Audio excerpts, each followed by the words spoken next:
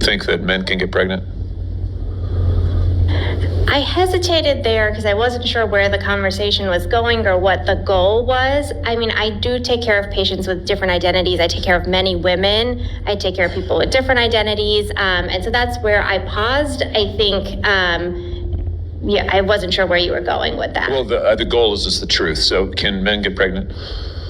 Again, the reason I paused there is I'm not really sure what the goal of the question. The goal is just to establish a biological reality. You just said a moment ago that science and evidence should control, not politics. Absolutely. So let's just test that proposition. Can men get pregnant?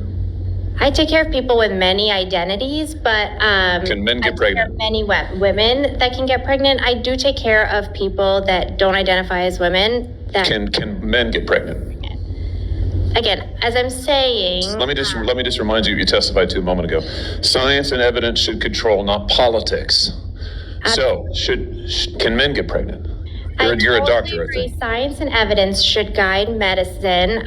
Do science and evidence tell us that men can get pregnant? Biological men, can they get pregnant? I also think yes/no questions like this are a political tool. No, yes/no questions are about the truth, doctor. Let's not make a mockery of this proceeding. This is about science and evidence. And I'm asking you, the United States Supreme Court just heard arguments yesterday at great length on this question. This is not a hypothetical question. This is not theoretical. It affects real people in their real lives. And you're here as an expert, called by the other side as an expert.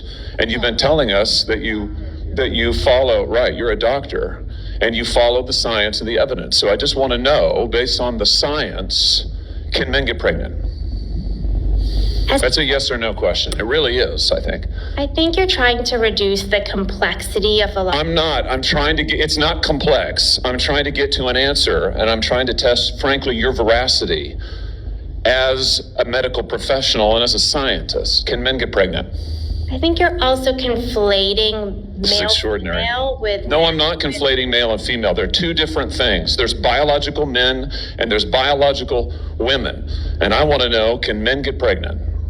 What you were talking about is biological... You're not going to answer my question. Biological males. This isn't hard, doctor. Can men get pregnant? Yes or no?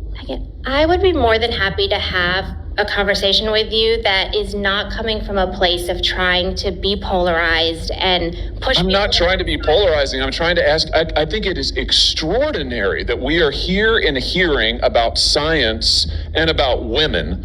And for the record, it's women who get pregnant, not men. We are here about the safety of women and science that shows that this abortion drug causes adverse health events in 11% of cases. That's 22 times greater than the FDA label, another fact you haven't acknowledged, and yet you won't even acknowledge the basic reality that biological men don't get pregnant. There's a difference between biological men and biological women. I don't know how we can take you seriously and your claims to be a person of science if you won't level with this on this basic issue. I thought we were past all of this, frankly. I can't believe we're still here talking about this.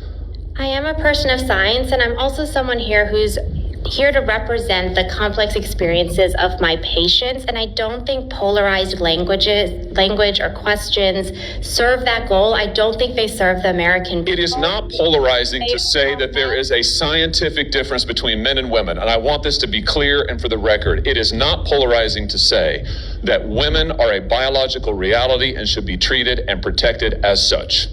That is not polarizing, that is truth. It is also, by the way, the United States Constitution, which offers unique protections to women in a variety of circumstances as women. And your refusal to recognize women as women and men as men is deeply corrosive to science, to public trust, and yes, to constitutional protections for women as women. And I think it's extraordinary that you would sit here and advance a political agenda that has been thoroughly discredited and rejected by the American people in this forum. And I'm glad we had this exchange because it is exceptionally clarifying. It is also in many ways quite depressing.